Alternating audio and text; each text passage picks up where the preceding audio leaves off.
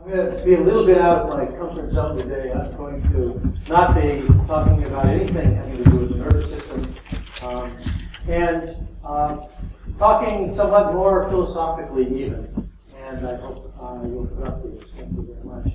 So the question I want to ask is about machines. We assume that machines look like us. We assume that, in one sense, we are machines in some broad sense of the term. But, in fact, I want to be as clear as I can about what I think the similarities and differences are. And ultimately, at least, I think, point the way to a closer linkage between what we call machines and living organisms.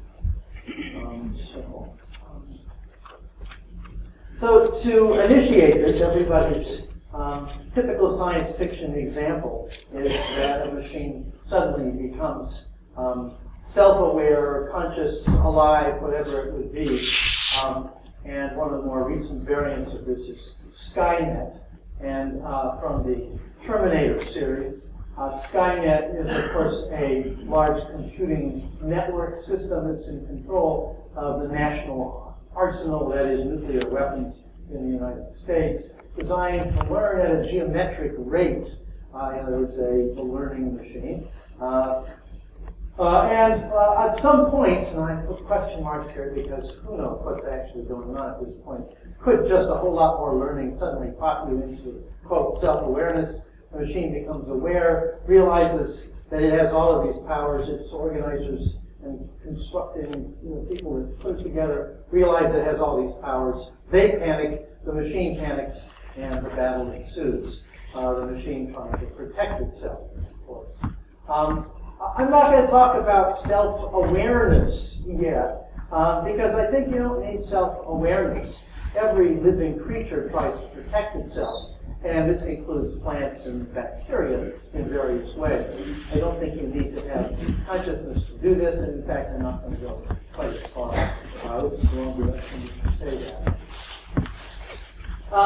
Because what I want to do is to talk about the concept of self, which I think is core both to living and to mental processes. There's a mental self. We usually talk about this in a variety of ways. And I think a lot of people in artificial intelligence are struggling to figure out mental self and maybe how we can do this. I probably won't go this far. Actually, I'm going to talk mostly about what I will call organism self.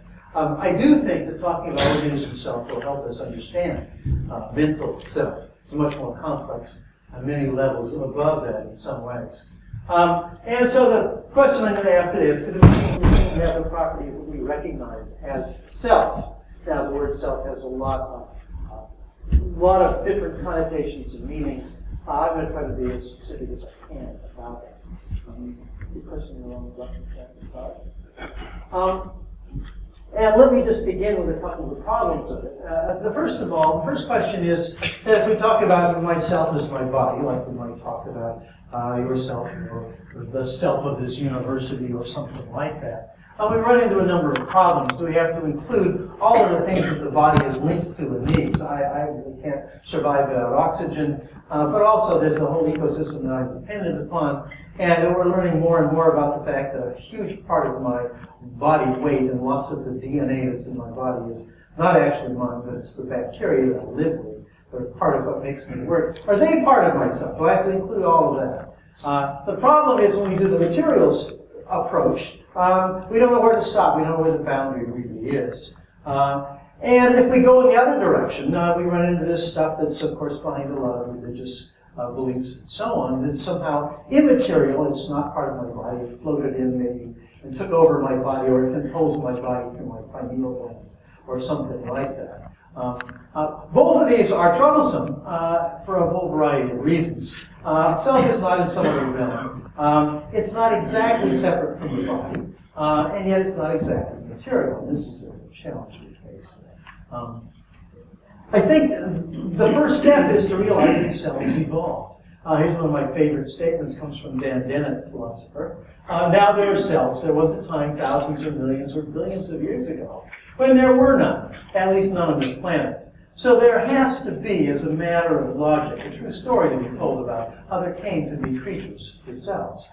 And that's the story I want to talk about. And of course, this forces you to go back to a very, very early stage in evolution. In fact, before evolution, the origins of evolution, the origins of life. And so I'll be talking mostly at that very, very basic level, how you go from non-self to self. Well, of course, the classic version of this story comes from Descartes and his distinction of mind and body. Body is just a mechanism. In fact, he calls all of this other stuff res extensa. That is, because it's extended in space and time. Mechanisms are extended in space and time. Our bodies are as well. And the mind is this separate realm called res cogitans. In effect, this distinction has been described sometimes as the epistemic cut. That is, the place at which you make the dividing line between where there's knowledge and cognition and meaning and value and so on the one hand, and just mechanism, just blind mechanism on the other side.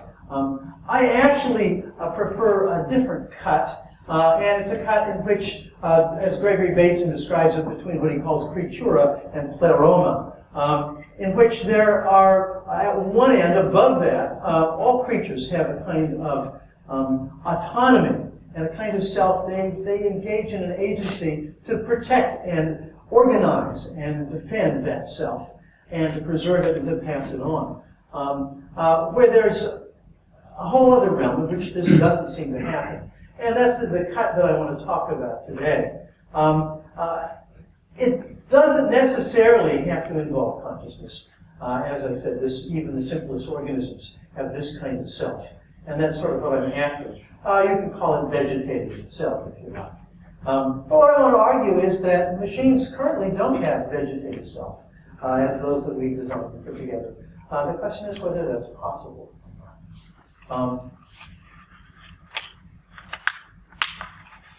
So I'm going to argue that self is a thermodynamic property. I think this is the way to go between these two realms. At least as far as we know, life and mind are the products of a process that is fundamentally thermodynamic in origin. More specifically, they're both only expressed in systems organized to use thermodynamic means to partially subvert the second law of thermodynamics. So my hypothesis is this. The property we recognize as self is the archetypical expression of its ultimate thermodynamic properties. It's not a thing or algorithm, but an incessantly productive, dynamic property driven by thermodynamic dissipation and yet organized to resist this same tendency. It's that last sort of twist that I'm going to focus on today. So the problem is, of course, the increasing entropy, the fact that everywhere in the world at all times things tend to get messier and messier. But the key question that I want to focus on is that the laws of physics do not prevent the reversal of the second law. It's just extremely, extremely unlikely. It's a probabilistic law. It's not a fixed law like, for example, the inverse square law, that you don't really find a way to reverse. And what that means is, yet that it's merely improbable means that it's still possible. It requires precisely organized work, actually, to reverse this trend, and you can only do it locally. So in this picture here, what you can see is 4 steps in breaking this little queue of pool balls. What happens is you can imagine setting up at the bottom right a set of actuators that you've used, for example, you might say take a very careful video of how these move, know a little bit about their masses, their momentum, the frictional coefficient of them moving across the tables, and set up a bunch of little actuators that hit all the balls in the bottom right in just the right way, that they go back together and fall back together here. That's not impossible. Extremely difficult, of course. The calculations are going to be very, very difficult to complete, but you can do it. And basically what we say typically is it requires a lot of analysis and intelligence and knowledge about what's going on to reverse it exactly. But it's reversible. It's not irreversible. And I'm going to argue that self is a locus of the means to do this sort of thing, and to do it in support of keeping that means in existence, to persist at doing this kind of thing over and over and over again. And the way I'm going to get to how this might be constructed is to talk about it in three levels. Three levels of dynamical processes. The first one I call homeodynamics. Thermodynamics is a subset of this. Homeodynamics is any process that spontaneously dissipates constraints, that simply redistributes things relatively more evenly. It's a reduction of correlation across a variety of interacting parts. There's losses of symmetry in the process at some levels, and it gains in symmetry at the global level, and eventually, of course, in thermodynamic processes. Equilibration, things are evened out. The second level of this is what I call morphodynamics, and it's more commonly called self-organization. Though I think both the terms self and organization here can be misleading, because there is no self doing anything, and there's nothing doing any organizing. It's the result almost always of reciprocally competing processes of the first kind, homeodynamic processes. And if they compete in just the right way, they can amplify constraints locally in order to dissipate constraints more effectively globally. And we see this again and again. I'll show a couple of examples. And what I'm going to argue here is that, in fact, teleodynamic processes, and teleo referring to end-directed, like in life, like in evolutionary processes, or even semiotic processes, mental processes would even fall into this, are the result of reciprocally reinforcing morphodynamic processes. Notice that each step up, there's interactions between the level below that produces it. And they're reciprocally interacting in just the right way. They locally preserve what I will call second-order constraints that, in fact, preserve themselves. And it's, so in a sense, this convolution at each step produces a more complex kind of dynamical relationship. And I'll try to describe this with a couple of groups along the way, a couple of examples. So let me just start out with morphodynamic processes, processes that self-organize, in which what we see is that locally, in the generation of increased entropy globally, you can get things becoming more organized rather than less organized. Classic examples, really, Bernard convection, in which precise hexagonal cells that are dissipating heat in a liquid can form. If the heat is produced faster, then it can be dissipated by simple conduction processes. What you get is that you get cells that roll, the liquids begin to roll around, but they form nice, neat hexagons in this process. Vortexes, snow crystal growth with its regularity. All of these are increased regularity, the result of stochastic processes that amplify constraints. These self-organizing processes, they therefore develop in persistent far from equilibrium conditions. If these are systems in which you drive systems by throwing energy or materials into them. Energy in the first case, and in the second case it's materials with some energy and momentum, and in snow crystals, of course, it's both. The constant input results in compounding the constraints, that is, the regularities, limitations, that progressively align the dynamics of the system with a minimal dissipation pathway. In other words, sort of dissipating energy or materials out of that system, and therefore producing, in effect, a least work kind of effect. This increases actually the rate of producing entropy into the world, because it's simply a more efficient way of running the energy through the system. These systems are nonlinear, self-simplifying. That is, they get rid of complexity in some ways and build organized complexity instead. And they're dynamical processes, and they lead to these regularities like you see in snow crystals. And even so, if you think about snow crystals with all of their variety, it's in part that variety is the result of the stochastic input that comes into it, but its regularity is a result of this constraint complication. Now, there's a kind of self-organizing process that can go on chemically as well. We can talk about this as basically something that increases the constraints or the regularity. One of those has to do with what's sometimes called reciprocal catalysis or even autocatalysis, when one molecule, for example, here breaks apart another molecule. This sort of yellow stuff is meant to be energy being transferred in this process. But we can see over on the right that you can do this circularly. So one catalytic process creates another, which creates the first catalyst which creates the second catalyst which creates the first catalyst. This is a process that speeds up as it goes, as you produce more catalysts, to produce more catalysts, to produce more catalysts. It's this circle of catalysts. It turns out to be a very, very critical part of how living organisms generate their parts. They generate their parts by virtue of these sort of circles of catalysis. Keep pushing the wrong button, I apologize. There have been a number of ways that people have sort of focused on this that actually originates with Immanuel Kant, who thinks about this circularity of producing form. But of course, in an organism, that's always the case. And here's a quote from one of our speakers tomorrow, from Maturana Varela, about this concept they called autopoiesis, developed back in the late 1970s, which effectively means something like self-fabrication, and making yourself or making your parts. They call an autopoietic system the minimal living organization is one that continually produces the components that specify, while at the same time realizing it, that is the system, as a concrete unity in space and time, which makes the network of production of components possible. They introduced this idea simply to sort of characterize the chemistry of cells and organisms, this sort of circularity of production. The problem is that it's not clear what distinguishes organisms from the self-production kind of process I just talked about, autocatalysis, produce parts. Autocatalysis can go on in just any old solution, and the parts get produced and they dissipate away.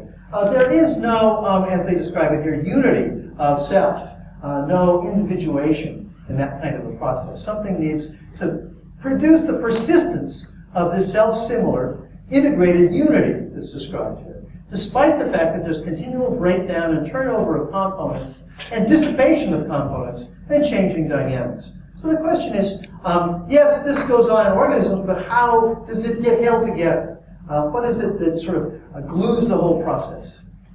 Sorry that I keep doing this. I'm used to this little button here. So here's the problem with self-organization.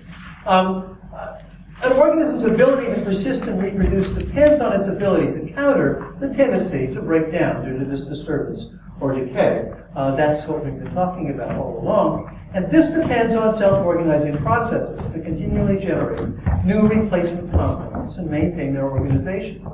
But here's the problem. Self-organizing processes form in the process of most efficiently reducing or eliminating the gradients that produce them. So they are intrinsically self-undermining. They eventually result in complete dissipation. So the whirlpool drains the tub faster, and therefore there's no water to drain. All self-organizing processes are maximizing the throughput of energy or materials, and as a result, of course, they destroy the gradients that they're based upon. That's not very helpful for life. So self-organization is not by itself enough to do this, because organisms have to rely on self-organizing processes to generate their forms, and they have to do this using thermodynamic gradients to do it. But they must find a way, effectively, to use self-organization against itself. And that's what I want to talk about today. Can you use self-organizing processes against themselves to resist this tendency to both take advantage of the constraints produced while controlling the self-undermining tendencies that allow those very same constraints to eventually get dissipated? And to do this, I'm going to talk about another form of self-organization, self-assembly. And this is something that's also very common in biology. And the reason that I'm going to focus on these two kinds of self-organizing processes is because biology is made up at almost every level by interactions between these processes. Self-assembly is simply like crystal formation. Molecules fit together and fall together into forms because of the way they're shaped, because of the way their surface electrical or hydrophobic and hydrophilic tendencies fit together, and so on. So viral capsules, for example, don't have to have some mechanism to put them together. They tend to stick together, fall together spontaneously. And because this is a lower entropy state, it's something that happens spontaneously. It can be varied, like in this microtubule picture on the far right that keeps changing. Microtubules, as you can see in the bottom right, create most of what we call the skeleton of cells, but they're also crucial roadways by which molecules are moved around in cells. And the cell can produce them and eliminate them, move them around, so to speak, by simply changing the environments, the solution around it, changing the amount of energy available and so on. They'll tend to fall together or fall apart, depending on how you change this threshold of energy in components. Here we go. So what I want to talk about is that these two self-organizing processes have interesting reciprocity with respect to each other. Molecular synthesis by reciprocal catalysis spontaneously self-amplifies the catalytic chain reaction. And in this process, it produces high local asymmetric concentrations of a small number of molecular species. So in one area, it gets faster and faster and faster. And there's a concentration gradient set up very quickly. So that locally, there's a lot of catalysts, and surrounding it, there's not a lot of catalysts, but there's a bunch of substrates. In order for this to work, it requires limited diffusion of these interdependent catalysts, because they have to interact with each other. If they diffuse faster than they interact, the system will stop very quickly. So there's a sort of a rate process here that holds them together. And eventually, as they use up raw materials, they will, in effect, dissipate. The whole process will stop. Again, it very, very rapidly uses up the gradient that drives it, and it stops. That's self-organization. Molecular enclosure by self-assembly does something related to these, but you can see the color is going to show that there's a relationship between them. It produces constraints on molecular diffusion. In other words, encapsulating a bunch of molecules doesn't allow them to go anywhere. But in order to build something by self-assembly, because it's pulling molecules out of solution, eventually it comes to a point in which there's an equilibrium. It can't pull things out of solution anymore. This is what happens in crystallization. It comes to an equilibrium. So basically you have to enclose something before you run out of molecules to do the enclosure.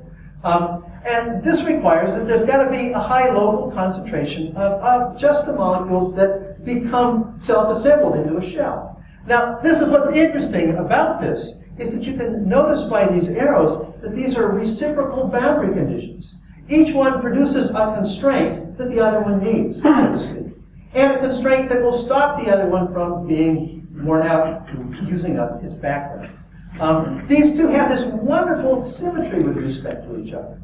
And that's what I want to focus on next, because we've imagined, look at this diagram up at the top right, that in fact, if you have two catalysts, C and F, and catalyst C puts A and B together to produce another process in which you can produce a catalyst F in this circle of C producing F and F producing C, and one of the side products of F is another molecule, G, which is the molecule that falls together to self-assemble into a shell. What that means is the catalytic process will take place and rapidly increase concentration in one area, precisely the same place that self-assembly is sucking up that side product G and making a shell. That means exactly where the most rapid production of components is taking place, where the most rapid production of catalysts is taking place, you'll tend to produce a container that will tend to grow around it, spontaneously capturing the very catalysts that it needs to produce itself. So I call this process autogenesis. And there's a number of ways that it can happen. I'll provide that, but just here's a sort of generic way to think about it. It's a complicated work cycle in which part of it is exergonic, that is, in a sense, giving up energy, and part of it needs energy, endergonic. A cycle like this is a standard work cycle in thermodynamics. And this gives you a sense that self-assembly and reciprocal catalysis actually sort of create the boundary conditions that make the other possible and sustain the other's existence and persistence. And this gives you all these parts, so I'll sort of walk around this. Starting with substrate and energy at the bottom left that are being picked up and catalytically generating to produce more catalysts, but also to produce shell molecules, which fall together, create an enclosure that blocks the catalyst from diffusing away.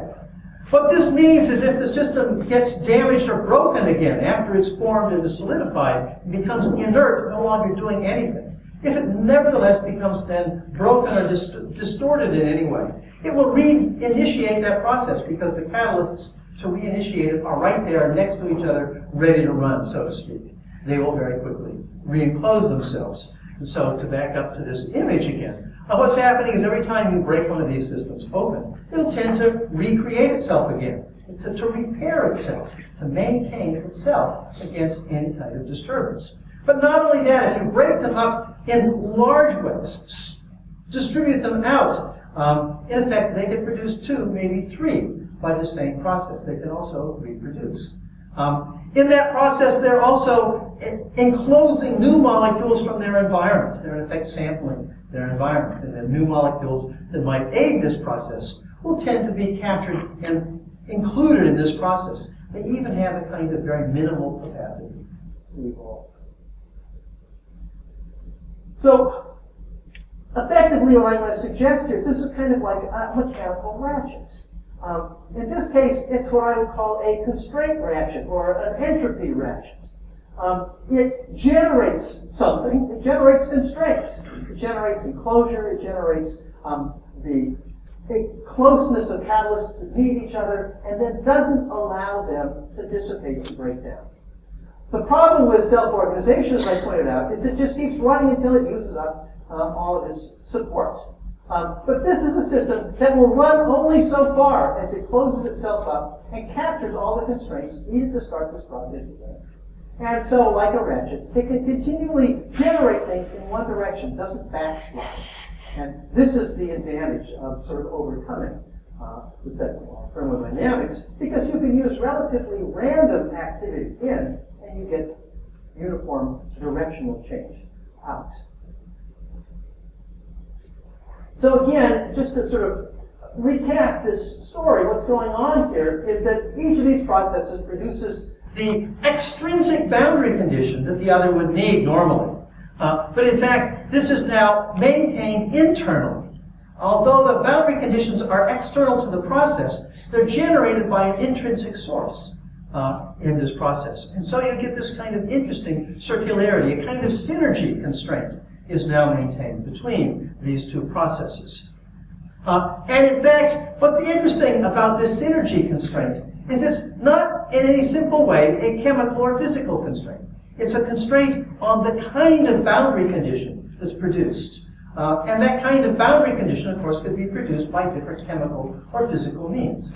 The key is that the constraint that holds this all together is what you might call a higher order or a second order constraint. It's not just a constraint of concentration or the constraint of defending against diffusion. It's a constraint about the synergy between different kinds of processes. Because of that, it's multiply realizable. That is, there's multiple sub-processes that can produce the same thing. This is precisely what allows it to be evolvable, because the substrates can change. The dynamics can change, so long as the symmetry constraint is maintained. Now, as I said, it's a kind of second-order symmetry constraint. That is, it's a constraint on constraints, or rather a constraint on constraint-producing processes and their relationship to each other. What I want to say is if you think about this simple relationship, and I mean this to be as simple as possible, no magic here, I think there's a kind of self-produced. Produces a lot of the features that we think are associated with the concept of self. So I'm going to argue that self emerges as this second-order intrinsic constraint. That's the self of this little simple system. It's a constraint on the relationship between these constraint-generating processes. It's not a physical or chemical relationship, though it must be physically embodied. It can't exist without an embodiment, but it's not itself a physical-chemical relationship. It's a formal kind of relationship. It remains unchanged, irrespective of changes in the embodied material and its dynamics. In other words, when this system is inert, that constraint is still there. But in fact, when the system is broken open and dynamically changing and maybe producing two, that constraint hasn't disappeared. That constraint is what causes these systems to form again. In a sense, it's independent of its dynamics and physical basis, even though it needs a physical basis than a dynamical basis. It's for this reason that it's multiply realizable and in some sense formal. It maintains continuity and identity of the system over time. It puts it back together in the same way each time. It creates a precise, also, self-other distinction. This constraint determines what is self and what is not self. And it converts not self into self in this process. And there, as a result, it's organizing work to create copies of itself, to recreate, to preserve itself, and, of course, to protect self. These are all things that I think are basic to the concept of self, basic to the concept of an organism, and ultimately, I think, basic to the concept of you and I and our personal self. Sorry, I keep doing it the wrong way there. So I want to now move a little bit further and talk about the problem of complexity. Are we talking about something that's more complex? Well, measures of complexity, there's a bunch of different ways people have tried to measure complexity. And I want to suggest that in a sense, we've missed the targets in each case in trying to explain life and self and consciousness and mind and so on. So obviously one of the very first and most basic versions is the kind that comes out of Shannon's theory of information. And here I show two sequences. The top sequence there is one that I've meant to be randomly generated. I don't know whether it's randomly generated. I generated it just sort of by flipping a coin. But here it is. It's a long sequence. And according to the information entropy, this is something that would be hard to compress. That is, you can't come up with an algorithm that produces this if it's truly random. And in that respect, according to this measure, it's a most complex sequence. The second sequence, you'll notice, is actually, in terms of this measure, equally, especially if it's continued on out, equally incompressible by this measure. But interestingly enough, if you look at this, this is just counting. This is just 1, 2, 3, 4, 5, 6, 7, 8, 9, 10, 11, 12, 13, and so on and so forth. Interestingly enough, this one, even though you and I know the algorithm to do this, in terms of statistical or Markovian kind of complexity, it looks as complex as the other one. So there's something that wasn't captured here, and of course, this got recaptured by Kolmogorov and this notion of algorithmic complexity, which measures the compressibility of this. Once you know the algorithm behind this, you can do it quite quickly and simply. You don't have to have the whole sequence. It's deeply compressible. And similarly, a sequence that we often use at random to sort of produce random numbers, which we know is not random in any sense, and yet it looks remarkably random, probably because there's an equal distribution of numbers. The farther out you go, it gets more and more equal in terms of the distribution. And that's, of course, pi. But pi is also compressible if you know the algorithm to produce it. So even though it looks random in some ways, it's a deeply compressible one. Charles Bennett, a father of a lot of sort of modern computing perspectives, has developed a version that's a little more sophisticated. He calls it logical depth, and I kind of like this one a lot. And partly it's because he's looking at the question of what information is and how it's carried. And he says, look, the point is that information is always physical. It always has a physical medium. And in that respect, you're manipulating something physical, whether it's simply charges in a memory store, or it's symbols on a page that you're moving around. There's work that it takes to do this. You can think about this work in terms of number of Turing cycles that might be doing it, or actually the physical work that's done to move these things around. And he says that maybe another measure of complexity that captures it more broadly might be the amount of work it takes to compute something, to generate something. And then finally, Seth Lloyd and Pagels have developed the notion, and there's many more than this, of course, this is just a sampling. This is a little closer to what I'm going to get to.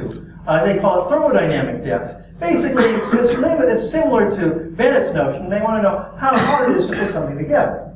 You know, how much work it takes. Well, it's essentially the same thing about how much work it takes to compute something. But they want to apply it also to physical processes. You know, how much work it took to put it together, how much evolution it took to arrive at something out of it. The amount of information required to specify the trajectory that the system has followed to reach its present state. This is what I'll put there after here.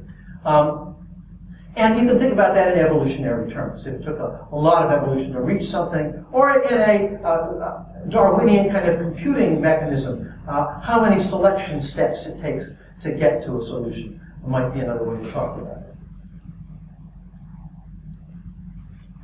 So ultimately, all of these have to do with a notion of incompressibility in some ways. That is, something that's more complex. If it's harder to compress it. If a description algorithm or design process is compressible, it is predictable on that basis. That is, there's an increase in prediction. And this treats complexity as a measure of unpredictability or of informational entropy in that first sense that I've talked about here.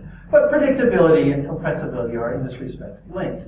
By this measure, a random phenomenon is more complex than a highly organized one.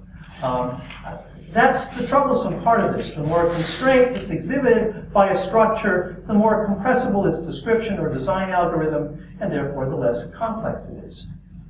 Well, here's the challenge. A living frog, here, because of its highly constrained organization, lots of similar cells, similar toes and fingers, and similar eyes, it's got a lot of redundancy in it. And so as a result of this, it's got a constrained organization, and it's highly compressible. This is how come DNA can generate a frog. I mean, you know, in the appropriate conditions, frog cells, and so on. But now on the right I have here what I call frog soup that's been produced with a randomizer where you drop the frog in. Well, anyway, you get the picture. And I want to ask you, because the one on the right does not have all this redundancy. It's got all kinds of distributional organization. It is, by the measure of compressibility, much more complex than the living frog. That's a real problem. So the question is a living frog less complex than frog soup? And of course not. We know it's more complex. We have an intuition that it's more complex. But the question is, we're going to struggle to find out how that possibly works. The thermodynamic notion of complexity is getting close to it. Because it took a lot of evolution to generate the frog and just a randomizer to generate frog soup. But nevertheless, we haven't quite got to it yet. Here's another intuition that I think might help us with this. This is using things that have meaning. And that's going to be important for what I want to say next. A palindrome, that is something that says the same thing in reverse. So here are these 4 palindromes at the top. I love them all. Basically, if you write them backwards, they say the same thing. Live not on evil reads back and forwards the same way. Never odd or even reads the same way backwards and forwards. I love dogma, I am God, reads backwards and forwards the same way. Drab as a fool, aloof as a bard. Each of these are nice palindromes, some of the most famous palindromes, in fact. There's other ways that you can do this, sometimes called frame shift, in which you just simply take the same sequence and you break it up differently. So on lying old is only in gold. One art hat, no one's escape, is the same as on earth at noon escape.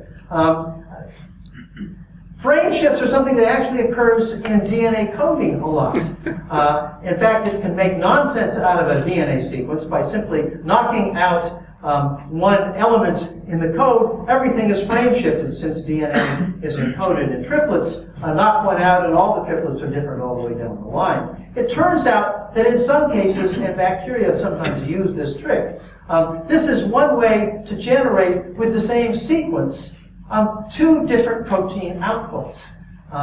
There you may, by strongly constraining the way you set them up, you can actually get 2 sequences that produce very different proteins, both of which are useful. Very economic way to use your DNA if you have a very limited capacity. And so bacteria sometimes do this kind of thing. Now, what works here, and the reason this has worked, is because what I call they're superimposed but concordant constraints. That is, there are constraints of sequence, constraints of meaning. The constraints of meaning are different than the constraints of sequence.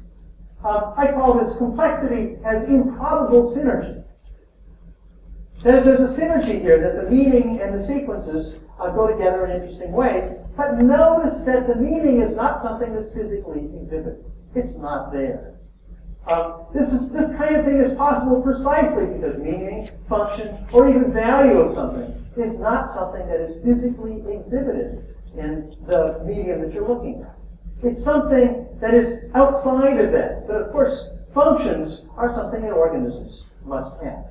The function of DNA is not the DNA sequence, it's something else. And for that reason, you can have these kinds of frameshift effects.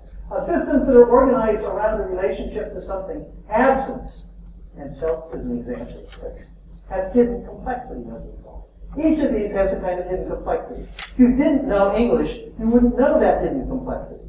But in the context of an English interpretation, you can make sense of it.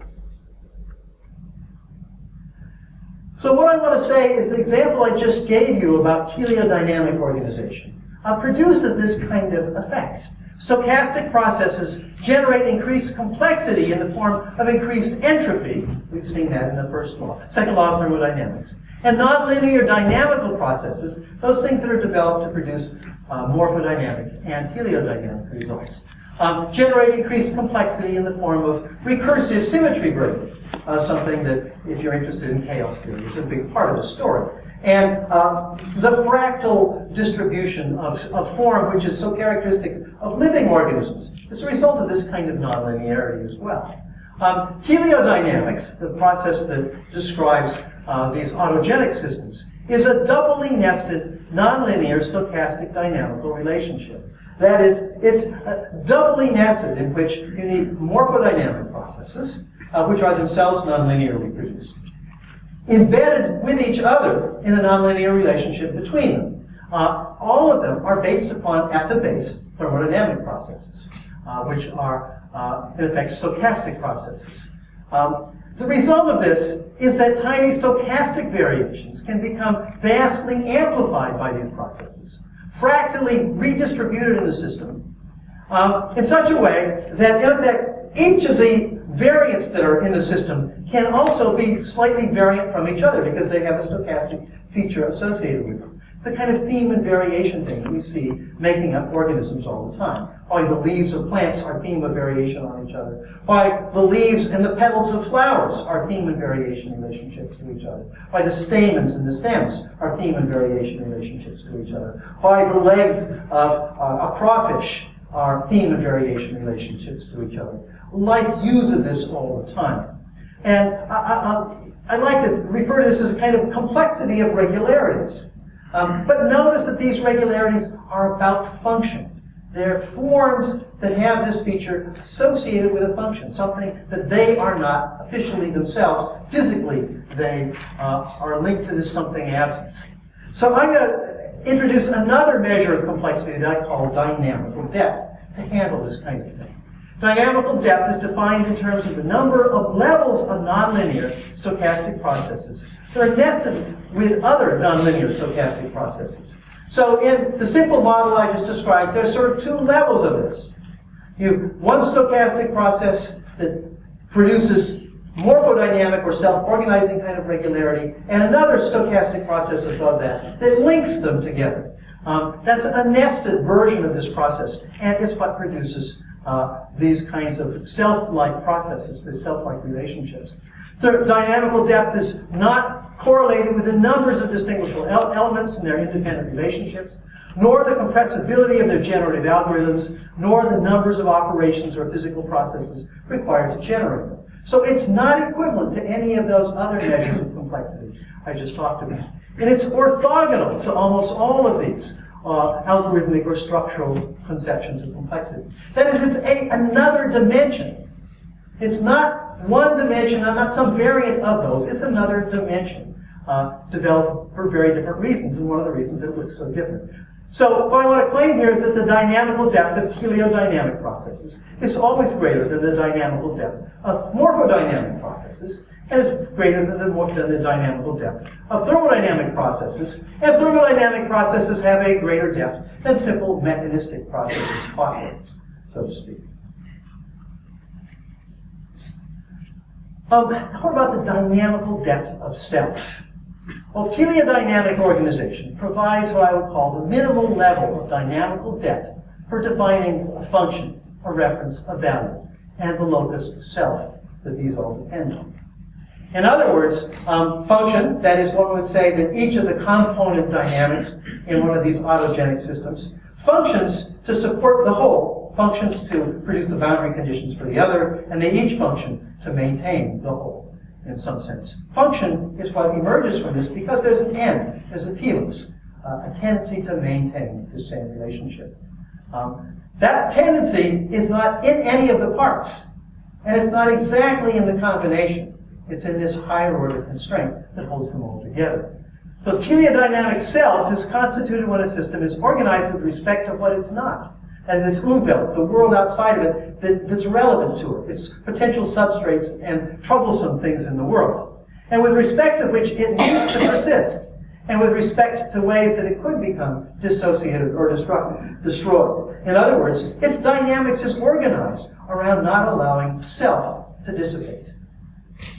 Thus, not unlike a meaningful phrase or equation, the palindrome, frame shift, and so on, the dynamical depth of self renders it incomplete in some intrinsic way, and defined by its relationships to that which it's not. In other words, it's like a meaning in that sense. So the complexity of self can't be fully assessed in terms of its physical or logical properties alone. Again, you need another kind of measure, and which I'm calling here dynamical depth. So let me just give a couple of comparisons to end here, to think about how to think about the relationship between logical depth, using that as a stand-in for all of these other variants. I think that Ben's version is probably the best of all of them so far, and its relationship to dynamical depth, and some examples. Clockwork. Clockwork has very low logical depth. There's not a lot of parts in relationship to one another to make a simple clock. And it has no dynamical depth. In other words, there's no stochastic feature there. There's no nonlinearity there. And as a result, it has low logical depth, no dynamical depth. That's our classic model of mechanism. Well, mechanisms are a little bit more complicated than that. Think of a supercomputer. A supercomputer has very high logical depth. That is, there's a lot of parts and lots of relationships to each other with complicated dynamics. But it still has no dynamical depth. What we've done is kept the stochastics from being a problem. You've got to cool the system so that heat doesn't become a problem. You've got to do a whole variety of things to make it work still like clockwork, even though it's got this vast complexity in logical depth.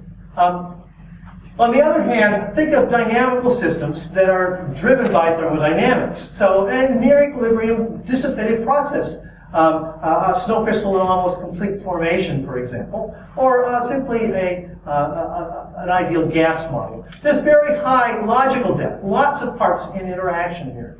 But the dynamical depth isn't too big in these kinds of systems. Why? Because there's sort of only one level of interaction, and it's not very nonlinear. But a snow crystal, as it's forming, has not much logical depth. There's not a lot of complexity there in terms of the parts. Quite a bit if we want to talk about the number of individual atoms interacting. But its dynamical depth is a little higher than, say, an ideal gas. Why? Because there's not a lot of nonlinearity there. There's a lot of accumulation of constraint, which is what produces its regularity. Now, autogenesis, the simple model I showed a few minutes ago, has fairly low logical depth. There's not a lot of features to it. Not a lot of interactions, and not a lot of things in relation to one another. But it has a fairly high dynamical depth. And this is giving you a sense that these are orthogonal measures. It has a high dynamical depth because it has two layers of embedded stochastic nonlinear dynamical processes to it. Multi-celled organisms with lots more parts have a high logical depth and a fairly high dynamical depth because of this. The human mind has an extreme amount of logical depth because it's generating signals at the millisecond level across billions and billions of components. And it also has extreme dynamical depth, and especially when I put it in the context of a culture in which lots of other people are generating the ideas, the symbols, the thoughts, the history that go into constraining my own thinking. That's an inordinate amount of dynamical depth. Many, many levels of nonlinearity, many levels of stochastic inputs. So compare now supercomputer and human mind. The human mind, extreme logical depth, very high logical depth in the supercomputer. I can imagine a supercomputer being designed with the same level of logical depth as a human mind. The point I want to make here is they differ extremely in terms of their dynamical depth. And I think that's going to be a big difference between any kind of computing device and a biological computing device, so to speak. So here's just a sort of a plot to give you a sense of where these guys all fall. I just sort of fudge it that this is not real measures of anything, but I'm imagining a kind of a log measure of logical depth and a log measure of dynamical depth. And you can see clockwork is at the lowest end of the bottom left, and human mind's at the highest end of the bottom, at the top right. Interestingly, notice that a supercomputer, because it's got low dynamical depth, is at the bottom, even though it's at the far right. And this is what I was getting at before.